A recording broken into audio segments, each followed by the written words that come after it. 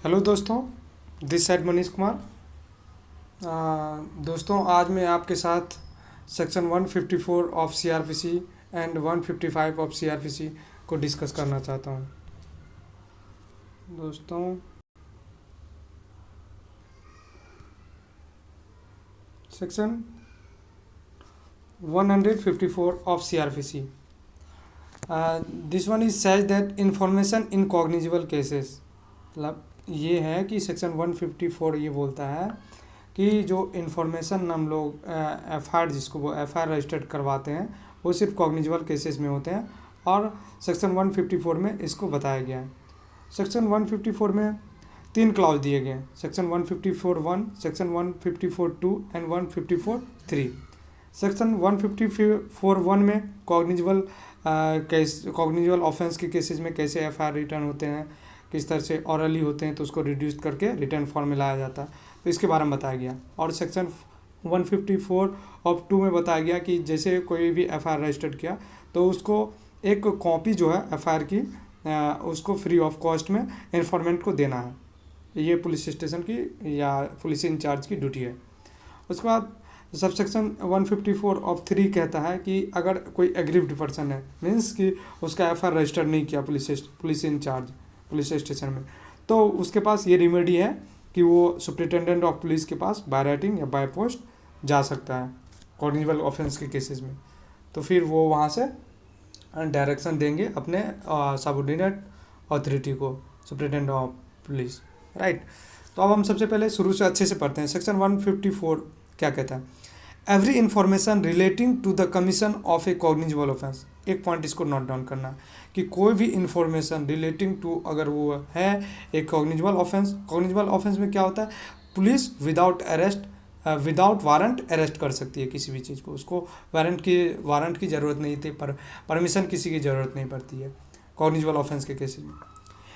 If given orally to an officer in charge of a police station, कोई भी information कोई orally दे रहा है ऑफिसर पुलिस स्टेशन इंचार्ज को, shall be reduced to writing by him, तो police officer incharge क्या करेगा, उसके जो वो बोल रहे हैं उसको रिटर्न में वो कन्वर्ट करेंगे, रिड्यूस करेंगे और अंडर हिज डायरेक्शन, उसके डायरेक्शन में, and be read over to the informant के सामने पढ़ के वो सुनाएगा। And every such information whether given in writing और reduce to writing as aforesaid shall be signed by the person giving it, फिर उसके द्वारा एक साइन करवाया जाएगा। उसको पढ़ के सुना के फिर वो सहमत होते हैं तो फिर उनसे साइन करवाया जाएगा जो इन्फॉर्मेंट है, जो इन्फॉर्मेशन दे रहा है।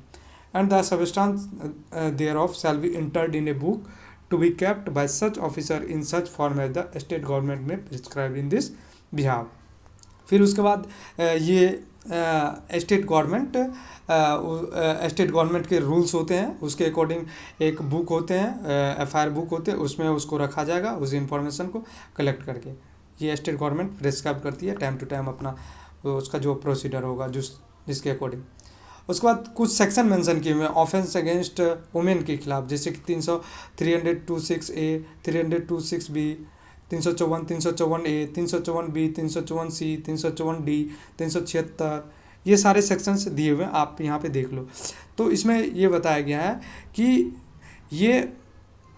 इसमें ये बताया गया कि ऐसे ऑफेंस, अगर किसी ऑफेंस अगेंस्ट वुमेन हो रहा है तो वो कमिटेड होते हैं या अटेम्प्टेड होते हैं, अटेम्प्टेड भी हैं या कमिटेड हो गए, तो वो अगर इन्फॉर्मेशन दे रही है तो उस इन्फॉर्मेशन को सिर्फ और सिर्फ वुमेन पुलिस ऑफिसर ही रजिस्टर्ड करेगी, या फिर एनी वुमेन ऑफिसर इंचार्ज, या फिर ऑफिसर इंचार्ज वुमेन नहीं है तो दूसरे ऑफिसर मतलब वुमेन पुलिस ऑफिसर ही उसको रजिस्टर्ड करेंगे। फिर प्रोवाइडेड दैट सबस्क्रिप्शन ए में सिर्फ सेम वही सेक्शन सारे हैं। इसमें यह बताया गया कि अगर कोई महिला इस तरह से परमानेंटली या मेंटली या फिजिकली डिसेबल्ड है तो इस तरह से इन्फॉर्मेशन उसके एफ आई आर को रजिस्टर करने के लिए पुलिस ऑफिसर उसके रेसिडेंस पे जाएंगे और उनके ऑफेंस को लिखेंगे, या फिर वो जो महिलाएं होंगी वो जो डिसेबल्ड हैं परमानेंटली, तो वो बताएंगे कि मुझे इस प्लेस पे अपना इन्फॉर्मेशन देना है, तो वो उस महिला के पर्सन के चॉइस पे पुलिस ऑफिसर जाएंगे। अगर उसके बात को नहीं समझ रहे हैं तो एक इंटरप्रेटर भी रख सकते हैं या फिर स्पेशल एजुकेटर भी रख सकते हैं उस चीज़ को समझने के लिए। और जो भी सारे ये इन्फॉर्मेशन देंगे उसको एक वीडियोग्राफ करके उसको रिकॉर्ड करके रखा जाएगा। और उसके बाद क्लॉज सी में कहता है the police officer shall get the statement of the person recorded by judicial magistrate under clause A of sub section 5A of section 164 as soon as possible. मतलब उसके बाद जो भी इन्फॉर्मेशन रिकॉर्ड किया गया है इस तरह से वीडियोग्राफ करके ये सब सारे को एक जगह कलेक्ट करके जुडिशियल मजिस्ट्रेट के पास पहुंचाना होगा। उसके बाद फिर क्लाउज 2 कहता है 154 का क्लाउज 2 कहता है a copy of information as recorded under sub section 1 shall be given with free of cost. ये तो इन्फॉर्मेंट को फ्री ऑफ कॉस्ट दिया जाएगा।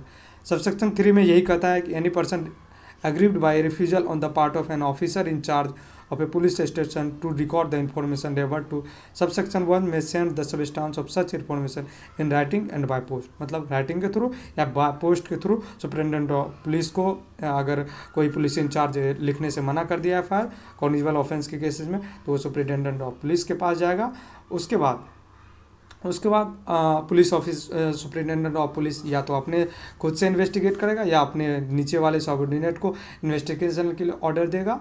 और उसके बाद ये उसी तरह इन्वेस्टिगेशन करेंगे FIR रजिस्टर करेंगे जिस तरह एक पुलिस स्टेशन इन चार्ज करते हैं, राइट। ये हो गया हमारा 154 ऑफ CRPC।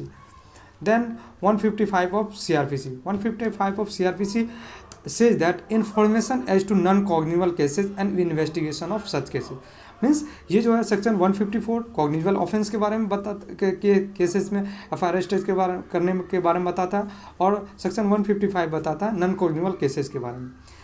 इसमें भी क्लाउज 4 है, सब 155 का clause A1, clause 2, clause 3 and clause 4। Clause 1 में यही कहता है कि एक when information is given to an officer in charge of a police station of the commission within the limits of a station of कोई non cognizable offence का case है उसको हमने जाके पुलिस ऑफिसर के पास हम अपना इंफॉर्मेशन दे रहे हैं और उसके जुरिडिक्शन में होना चाहिए with in the limits of such station, मतलब उसके स्टेशन के दायरे में आना चाहिए। ही शैल इंटर उसको वो लिखेंगे इन्फॉर्मेशन को और एक बुक में रखेंगे जिस तरह से स्टेट गवर्नमेंट इसके रूल्स प्रिस्क्राइब किए होंगे इस बिहार पे, और वो इन्फॉर्मेंट टू द मजिस्ट्रेट। उसके बाद उसको काम है उस इन्फॉर्मेशन को मजिस्ट्रेट तक पहुंचाना। ये हो गया सबसेक्शन क्लाउज 1 कहता है। क्लाउज 2 कहता है no police officer shall investigate in non cognizable case without the order of a magistrate having power to try such case और commit the case for trial. मतलब क्लाउज 2 कहता है कि कोई भी पुलिस ऑफिसर के पास नॉन कॉग्निजेबल केसेस में वो without the order of a magistrate investigation start नहीं कर सकता है। जब तक कि उसको मजिस्ट्रेट से परमिशन ना मिले तो वो इन्वेस्टिगेशन स्टार्ट नहीं करता है। सब क्लाउज 3 कहता है any police officer receiving such order may exercise the same power in respect of investigation except the power to arrest without warrant as an officer in charge of a police station में exercise in cognizable।